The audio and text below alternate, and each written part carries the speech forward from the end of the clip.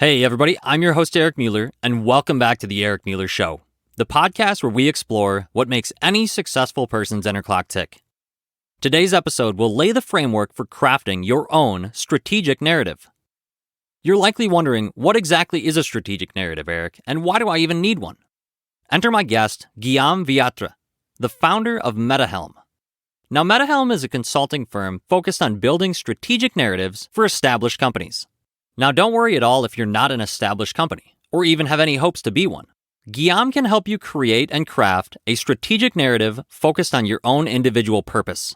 As a strategy consultant and leadership coach, he guides CEOs and founders to align people and accelerate innovative adoption. For Guillaume, traditional business storytelling is dead. He believes that innovation happens when you build a new narrative instead. He's been known to say this: people will pay for a story, but they will die for a narrative. After helping to save a $20 million Euro venture during the dot-com boom, Guillaume went on a mission to turn every company into a source of inspiration that few can resist. Since then, he's been working with startup founders as well as senior executives of popular companies. You know these names: Google, Microsoft, Alaska Airlines, the Bill and Melinda Gates Foundation, as well as the US and French governments. His commitment to education led him to also become an instructor and a mentor to young entrepreneurs. Guillaume currently teaches at the University of Washington, the School of Visual Concepts in Seattle, as well as the Emlyon International Business School in France. Guillaume also publishes daily insights in his newsletter, The Next Narrative. Now, this is where you'll find a canvas that he designed specifically for you to get started with your own strategic narrative.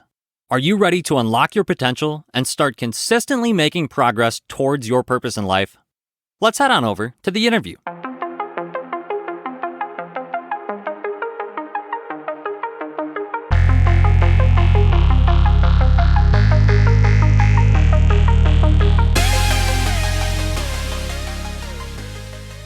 All right, so welcome back to the Eric Mueller Show, the podcast where we explore what makes any successful person's inner clock tick. Now, my guest today is a masterful educator in crafting a strategic narrative. Whether you're an entrepreneur, top-level executive, or anything in between, Guillaume Wiatr can help you build a narrative centered around your purpose. Welcome to the show, Guillaume. Eric, it's my pleasure to be here. Man, thank you for being here, and we'll just start off right away, and I'll tell you why I wanted you to be on the podcast in the first place. What really stuck out to me was your persistence. So you publish a daily newsletter, 7 days a week. It's an email newsletter. That's got to take some sincere persistence and dedication. How do you maintain an inner drive towards that project? Eric, this is a lot of work for sure. It's discipline, maybe. That's one piece. There are so many layers to this question. Discipline is definitely one. I mean, you have to have discipline to do this. I hate to skip a day. I sometimes do because life is life. But I learned something important in doing this and starting this many months ago is I thought I needed a lot of ideas to be able to write every day, right? It's actually the opposite. I realized that the more I was writing, the more ideas I had. And so I like to say, I don't write because I have a lot of ideas. I have a lot of ideas because I write every day. Sure. Yeah. And so that gets me so excited because I am very focused on new ideas. I've always been very focused on new ideas since I was a kid. And I finally found, after hitting 45 or so, a medium, a channel, a way to really fuel that. And that's really something that excites me so much. I can't wait to be in front of my computer, the thrill of the white page and thinking, what am I going to possibly talk about today? I don't have any content plan. I don't have an Excel sheet. I don't plan ahead of time.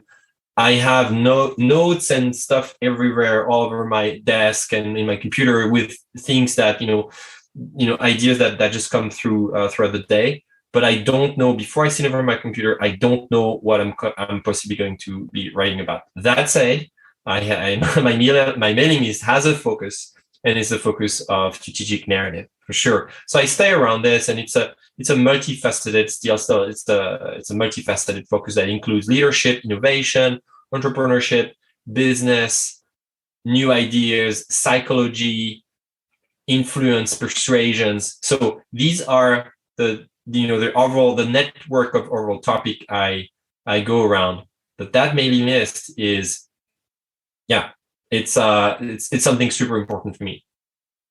Thank you for sharing. And I think really like the piece that I like is that, you get that blank page and that gives you the ideas, because I think a question a lot of people have is, how do you generate ideas? And that's a question I think a lot of potential aspiring entrepreneurs want to know is, if they sit down without a plan per se, how can they kind of get those ideas to flow through their mind? Or are there any strategies that you've learned that get the creative juices flowing, so to speak, for your newsletter? Well, I think a big myth is to think that you have to be talented or a genius or super creative to have ideas that are worth pursuing. And that these are limiting beliefs. That's what will keep you not do anything. And so the first step is to realize that the most brilliant ideas were the crazy ones, were the unrecognized possibilities that no one wanted to think about, but that someone one day decided to take care of. And so ideas are just like, there's a beautiful metaphor in a book called the Big Magic. And that metaphor is, ideas are like birds, animals. And if you don't pay attention to them, if you don't feed them, they stop coming to you, right? But if you start really recognizing that an idea might be really changing the world one day, you give this idea a chance, right? It's all about feeding the idea and growing it and pursuing it and defending it and advocating for it. So I think it is a critical mindset when you are thinking about maybe building a company, at least in the space that I operate in, where it's I work with entrepreneurs. It's a critical mindset to have. Is how you grow ideas while you pay attention to them. And so if you don't have a system to capture them, to nurture them, to share them, get feedback on them, you're not starting that system, if you will. Right. I love that. I love that animal metaphor of, if you don't feed it, it's going to stop coming to you. That really resonates with me. I really think that's a powerful statement. So if you're out there listening, I mean, hopefully that means something to you, because it certainly does to me. Yeah, the book is called The Big Magic by Elizabeth Gilbert. It's a fantastic book, and she talks about it in a great powerful way. Perfect. Yeah, we'll tag that in the show notes for sure, as far as one of Guillaume's books to read, everybody. So Guillaume, when you're writing this newsletter too, just to tease out a little bit more here, how long does it take you to produce one of them? So I mean, you do it 7 days a week. Is there, right. You say you don't have a creative, plan, so to speak, or a schedule with it, but what's a rough timeline as far as how long it takes you to craft that letter? That's a hard question. I mean, sometimes, last night I published an email that took me 9 minutes to write. It was something I meant to say a long time ago. I was triggered by a quote I saw, and it's the thought that we want to replace a lot of human activities by robots, by artificial intelligence, and just to keep in mind that even if an intelligence is artificial, the criterion and the principles around which AI is built is still very radical from how we operate as human, and it's a simple idea. My idea is machines will count words, for instance. I think about writing and operating as a leader. Humans will count on words. See the slight difference here. We count on words. I've always believed that words matter more than we can even imagine. That words have this fantastic, huge potential to just build movements, to inspire people, to open the floodgates for people to just revolutionize the way we do things. And we want to somehow, we believe we can replace this with some machinery that helps us do that. In some way, I see some of it is probably true. I see acceleration in that realm, but I think it's still very human-centric activity. And my point last night was, we shouldn't forget about it. Sorry, long answer here. I'm going on a tangent. Your question was, how long does it take me? That idea took me 9 minutes to say because it was percolating, for a while. But sometimes on my articles I try to shoot for 300 words on average so that people can read it in a minute or two. Sometimes it's long, sometimes it's shorter. But the say, I didn't have time to write a shorter letter. 300 words take time, and sometimes I spend 2-3 hours on a piece, 2-3 hours easily, and I just don't see the time. It just flies by. The value goes beyond the email you're receiving. It creates huge value for me because it's a forcing function to hone my thoughts, get clear, choose carefully what I'm trying to express. And then the other piece of value is, my business is an expertise-based business. People come to me for new thinking, and they don't have a lot of time. They want it, as fast as possible. And so I have to be able to create thought-provoking ideas in their mind very quickly. So if I don't rehearse ahead of time, I can't do that. I see my daily writing as Michael Phelps going to the swimming pool every day to win the Olympic medals he did. And he never skipped a day. That's what made the difference between him and other swimmers. And it's true in other sports. And that's what I do. I train every day. So that's the other thing. I produce that value ahead of time. I front load value creation in my business process so that when my clients come to me, it's already there. This is something I hate in consulting, is seeing consultants getting paid to learn something they don't. I mean, of course, there is always learning in consulting, but I don't think you should assume that you're going to engage in a project and just kind of figure it out and wing it and create that learning on the client's dime.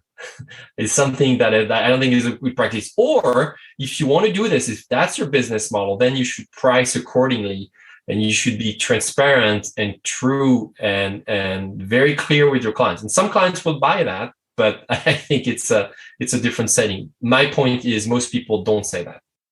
Right. And you touched on a great piece there, is that persistence of not skipping a day and building those habits that get you to that point. So really, it comes down to the core of what probably keeps you driven in your life as a whole. So a big piece of this podcast is exploring what makes successful people's inner clocks tick and keeps them pushing forward. So Guillaume, if you had to share a driving force or a few forces that push you towards that success that you're chasing and that persistence that you exude. So for me, it's always been learning. I was very fortunate to grow up in a family where my parents focused heavily on our education, learning. I mean, I was so fortunate, Eric. I know it's not everybody's case, and I come from France where access to education is easier and way cheaper than here in the United States and in other countries. And I got to learn so many subjects, so many topics, from art to science to math. I got such a great diverse education that by age 15, 16, all I wanted to do is learn more stuff, learn more things. And that I just, and I'm a long life, I'm a professional learner, I'm a long life learner, that's for sure. So that's learning. And so, learning is also teaching. So that's what will make me do crazy stuff. I will fly on the other side of the planet to go learn from someone, for sure. One of the things that I learned lately is how to be successful in business. I thought, for the longest time, and I didn't pay attention to that belief, that thought, until I really failed with one of my businesses. I thought I had to come up with the way to be successful myself. Like, I thought a great leader is somebody who knows what to do, and that's so wrong and so untrue.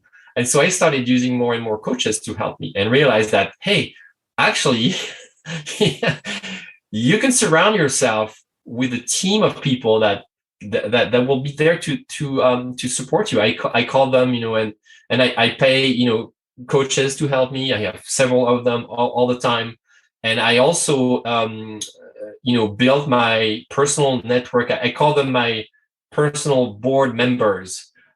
Friends and mentors and people that I really trust, that have known me for years. Some have known me for a decade and a half, 2 decades, that know where I come from, what I'm trying to achieve.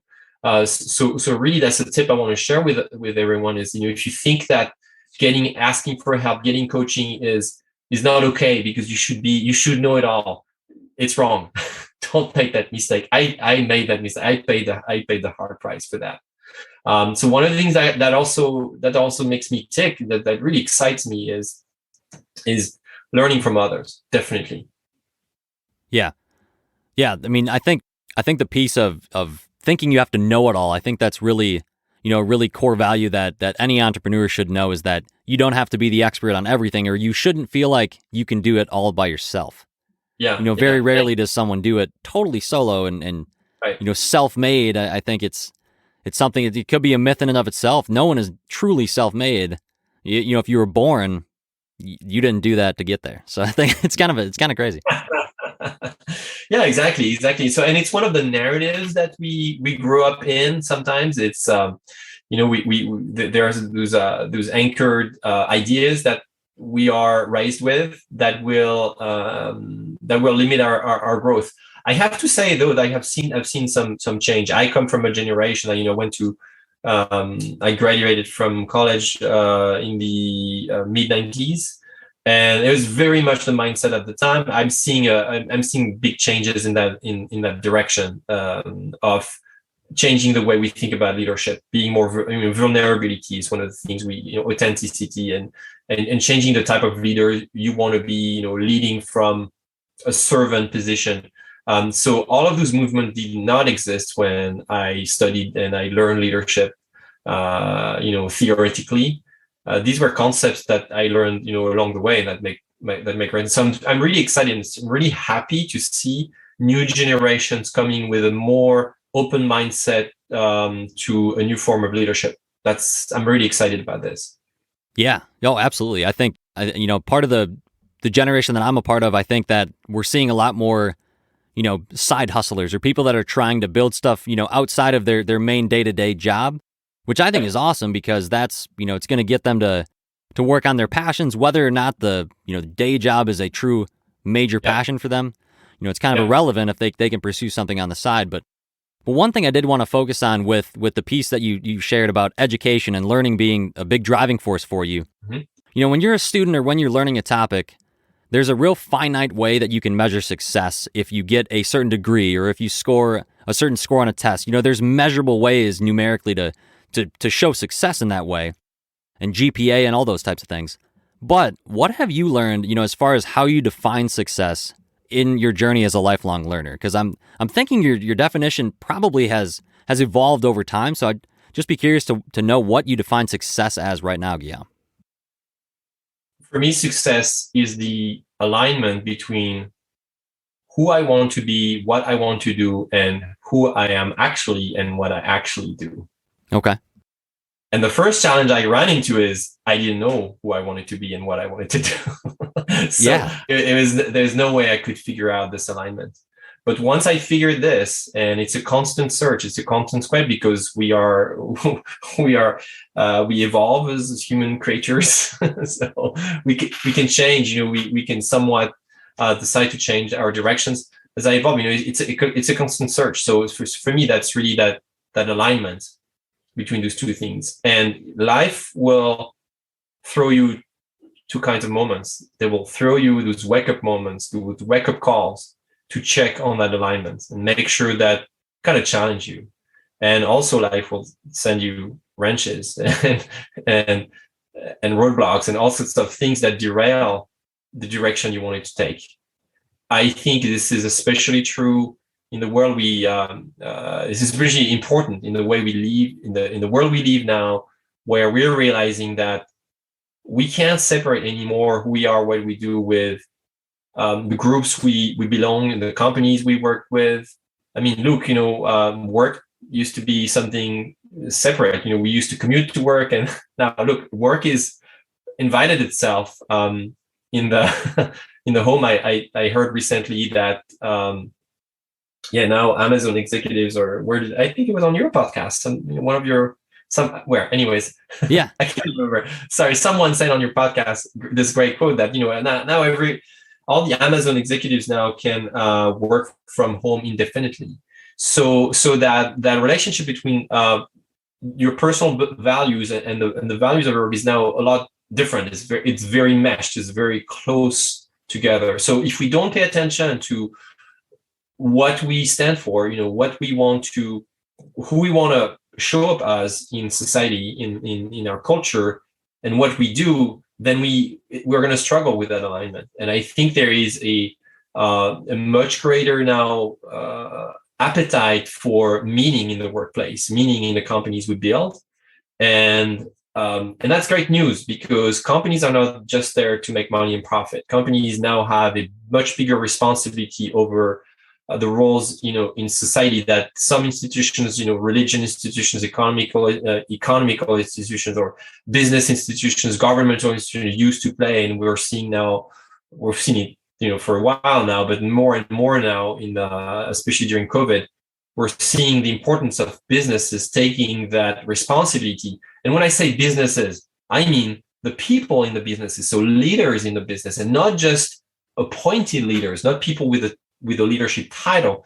Everyone within the company, to me, has a responsibility to rise as a leader and say, hey, we have to think through this differently. We have to change this. So in my work with companies like Alaska Airlines, L'Oreal, the Bill and Melinda Gates Foundation, I mean, those big corporations have really now no choice but re-embrace this as a new narrative, as a new way of operating.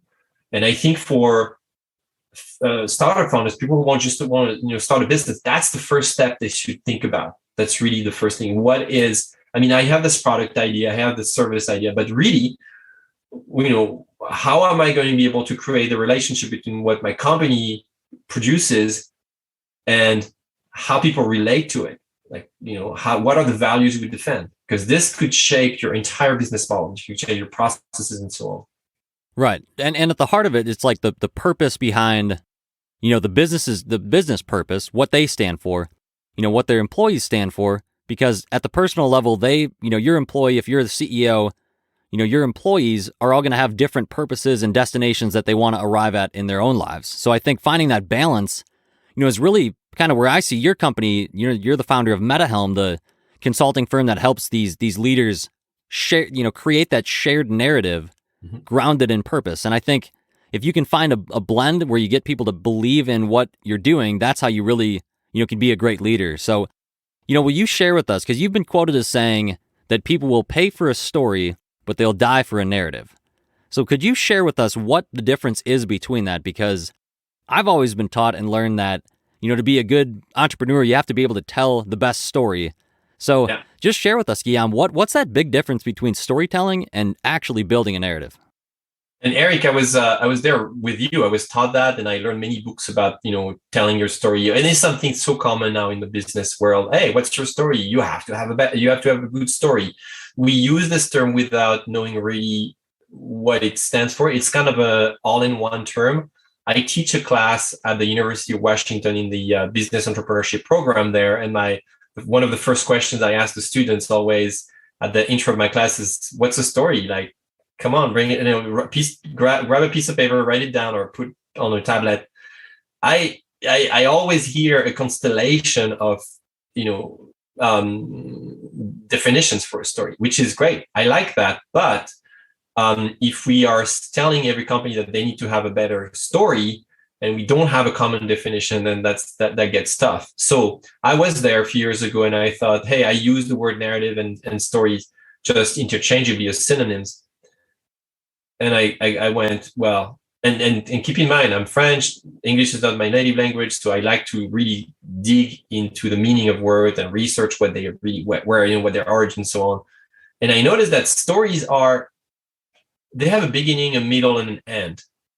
If you pick up any book on storytelling or look it up online, that's what you'll see.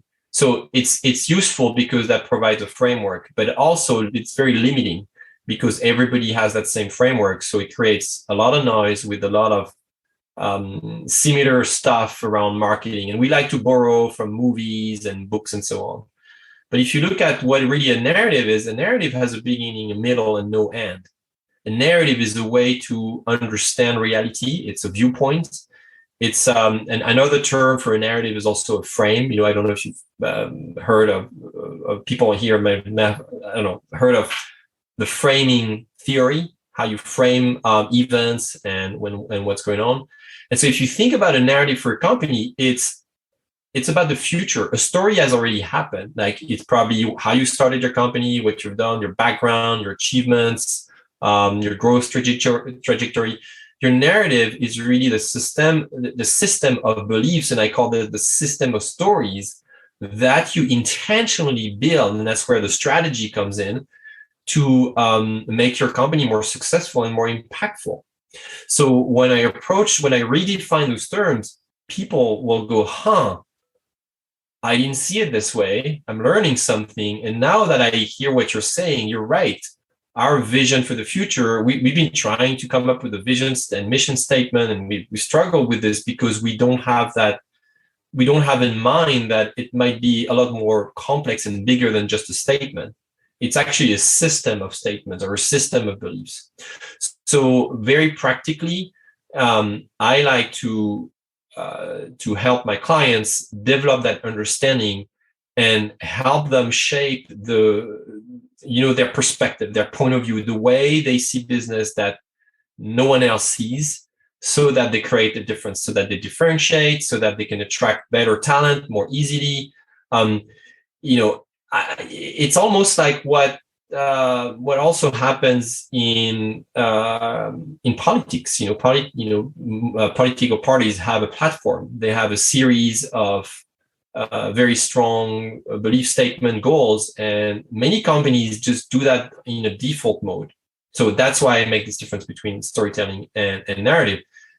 And it's right. If you see any major movements, if you look at anything that's happening around us, if you think about Burning Man here on the West Coast, you hear all the stories of Burning Man. They happen because the narrative is about what? Is about freedom of expression, unlimited creativity, and a community that gets together. And that narrative exists. It's open-ended. Will it end one day? Where will it go? We don't know. There are aspirations. But the power behind this way to reframe the word narrative is this. When you have a narrative, you take people from an audience to participants. So if you have a story, you have an audience. You tell your story, people listen to it, you're done, they go do whatever. Right. If you bring them into a narrative, you give them a role. You call them to action, and you have to admit that, hey, you've got this vision for the future, but you need them, right? You're calling them to action to come join you. That's the way modern companies operate. They realize that they can't just have top-down communications. They have to involve people. And I say this because that's the way we communicate every day. I mean, you can text and call, and not call, but you can reach any CEO of large companies, publicly traded companies, on social media these days. Yeah. A couple things I really loved with that. So I think it's great to think of it as there's no end, because when you started talking, I was thinking of, okay, your story, tell me about yourself type thing. And some people might think, if it's supposed to have a beginning, middle, and end, talking about their life and their purpose, so to speak, what if they feel like they're going in a zigzag, or they might go possibly backwards, take 2 steps forward and 1 step back? A story in a traditional sense doesn't do that. It's just continually going down that way. But life doesn't really work like that. There's trials and tribulations. There's things that happen, especially, in the entrepreneur space. Most startup companies fail. So, you're going to experience some type of difficulty if you're going down that route at some point, more than likely. So, that was one thing. And then another piece I thought of was, someone that's a narrator. Right. When you're watching something that is being narrated, it feels a lot more active than if you're just reading it. So I kind of thought, you're part of it. You feel like you're part of the story if someone is narrating you through it. But see, right now we're having a conversation about this concept. We're shaping both our narrative around this. So it's very meta, right? Bear with me here. But you see what we're doing? You're adding to my comprehension of a term. And so now, and you just did. I didn't realize that. Yeah, you're right. A narrator is somebody who brings life to it. They bring their own personality to something they want to share it there. So it shapes people's mind, and it really drives them to action. And now, if you take that, what we're experiencing right now in this podcast, you take this to a business idea, right? And so think about, I don't know if in your word, if you don't mean to just put you on the spot here, but if you can think about one way, one process or one way we do business today, what might it be, Eric? Think about just the way we do something. I know you have a background in pharmacy. Yeah, I could use a pharmacy example. One thing I think is just outdated is that we're still using hard fax machines. So we're still faxing documents through a fax machine. Why can't that be automated or electronic at this point in time? Right. And so that's a narrative. It's always been like this. And if you go to a pharmacy and you, I would bet, I've never done it, but I bet you go say, why do you fax? And people will look at you with Google eyes and you're like, I don't know. That's always how it is. Yeah. It's how it is, or maybe there are legal reasons and so on. And you start imagining what could be the next narrative, how you could change that, right? The first thing that that your brain will do is not build a 20-page PowerPoint with a process chart flow. Yeah. Flow chart, sorry. You're going to start imagining the future. You're going to develop a new myth for how we communicate in the pharmacy industry, and not through fax machines. You're going to start in your mind thinking about, how can I disrupt that? Would that be a good thing to disrupt?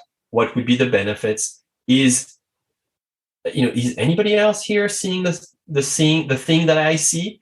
Is this just me that feel like a little bit of sense of frustration or something that nags me, or are there other people around me? That's what I'm describing to you right now, Eric. Is that's the process of building a new narrative, right? So it starts there. It starts by recognizing the things that you feel should change, naming them, expressing them, and then doing something about it, and then also making sure that it would not just be for you. So many business entrepreneurs come to me and say, hey, I've got this idea and it's so great. And I go, okay, who else is interested in this? And they go, I don't know.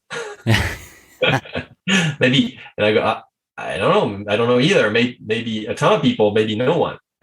Yeah. Maybe it's a great idea, but timing is not appropriate, or maybe the technology is not ready. So that's where you start by, when you build a narrative. So Eric, maybe you and I should start something around stopping the fax machines in pharmacies. Yeah.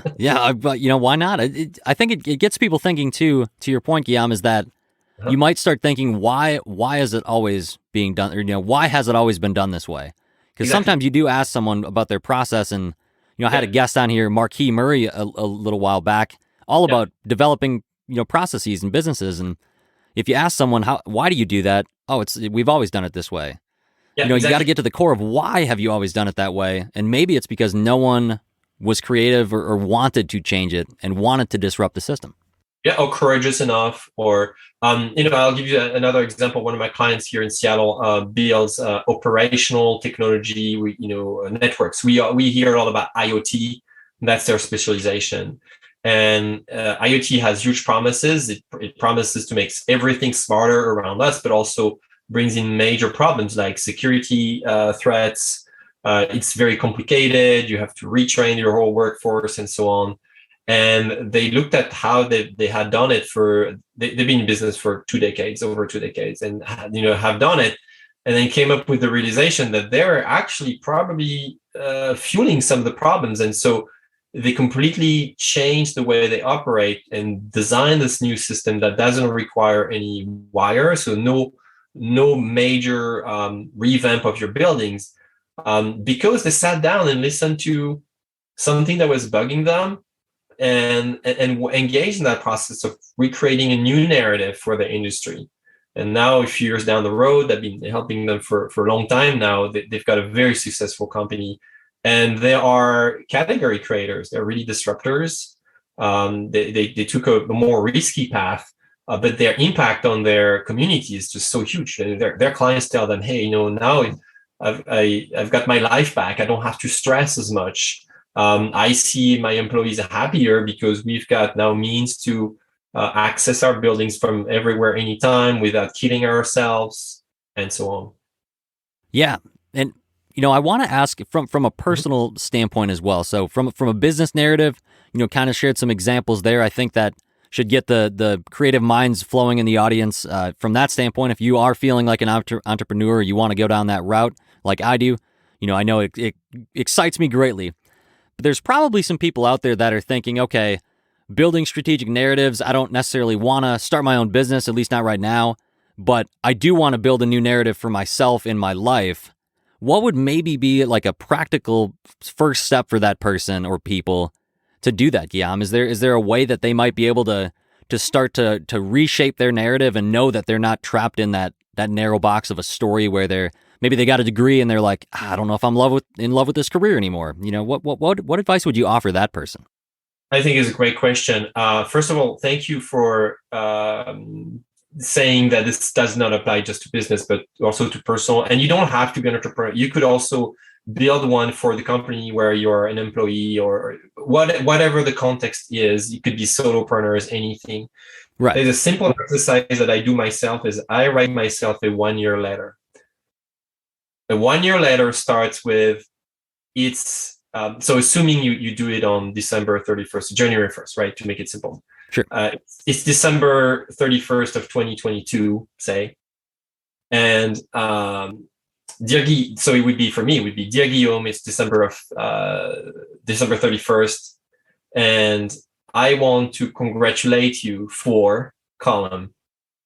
And then you can start with a bullet point list of things and then turning into whole paragraphs and just let your mind dream of what might your career, your life look like if you could not fail, right? So you have to be in the mindset of, let's imagine you're not going to fail. Let's imagine this is going to work.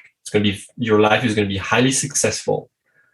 What does the future look like, right? And you sink in. You just stay with this. Carve yourself some time. My process looks like I can't do this over one day. I have to come back to it. I typically do it over a week. I like to come back to it a little bit. And once I feel like it's good, it's complete, and it covers many aspects of my life: business, finance, family, relationship, friendship, wellness, you name it. You can build your own categories there. Then I print that letter, I put it in an envelope, and I seal it. And I don't open it until the next the next year. Gosh. And it's very, very powerful exercise, because once you do that, you let your thoughts, your word have this, you let your words have performative power over you. Your words will be your action. Unconsciously, intuitively, you're going to start making decisions that lean toward that bright future you're looking for. And you're not going to realize that until you open that letter and you go, oh, that, because you'll remember probably for most people, they'll remember and then there are some details in that letter that you will forget after a year, right? Yeah. And you open that letter and you go, gosh, now I realize, oh, this year I took the decision, I made that choice, or this is what happened. And then it's funny, I had written something that ties to that, right? It's a very powerful exercise. I learned from one of my coaches, recommend it. That takes you into the narrative mode, right? Because it's future oriented and it's open ended, right? You try to imagine where you're headed, but it's not done. Yeah, no, I love that. I thank you so much for sharing that. I think that is such a powerful tool that I'm going to start doing that. I may even do that. We're sitting here and recording in February. I might just start that and do it, in February and open it this coming December, because I think, as a homework to anybody listening, I think that would be extremely helpful to do, because it gets you to think ambitiously, but it also probably lets you be, don't be too hard on yourself. I know I'm guilty of that. I can get on myself if I don't accomplish something in a day and I think, gosh, I didn't get my to-do list done or something, but you're not creating a checklist. You're just creating a piece of your narrative that will push your subconscious towards that. And, it reminds me of a quote from a previous guest on the show here, Derek Clifford, big real estate guy. He had said that if you live in a 6-figure mindset, let's say you're in a 5-figure mind, you make 5 figures right now, $50,000 a year or something. But if your mind is in a 6-figure mindset, it's just a matter of time before your life catches up to that. Your actions will push you towards that mindset. So 6-figure, 7-figure, 8-figure. So it's similar, that's from a monetary standpoint, if you're chasing a certain dollar amount to tie your success to in a way.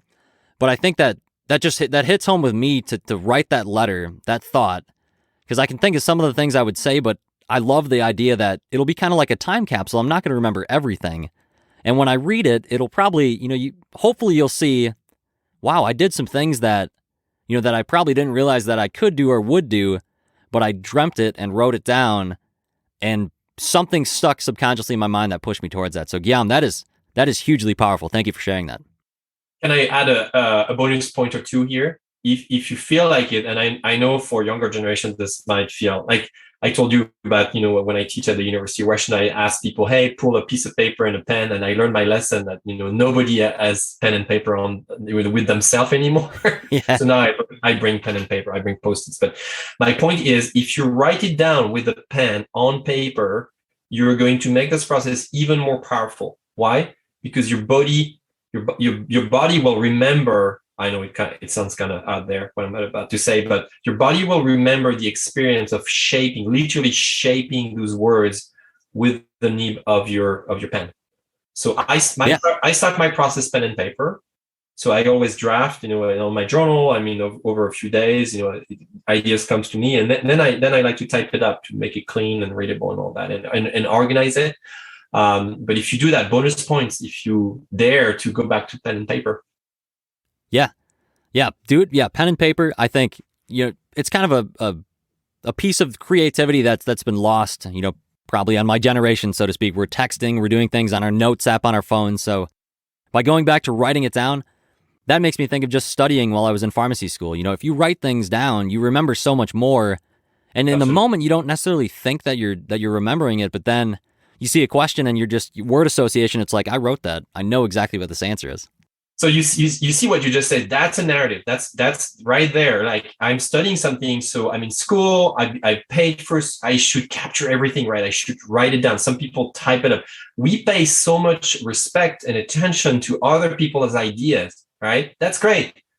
Why not doing the same for your ideas about your future? Right. Duh. Yeah. There's the big concept. Yeah. Exactly.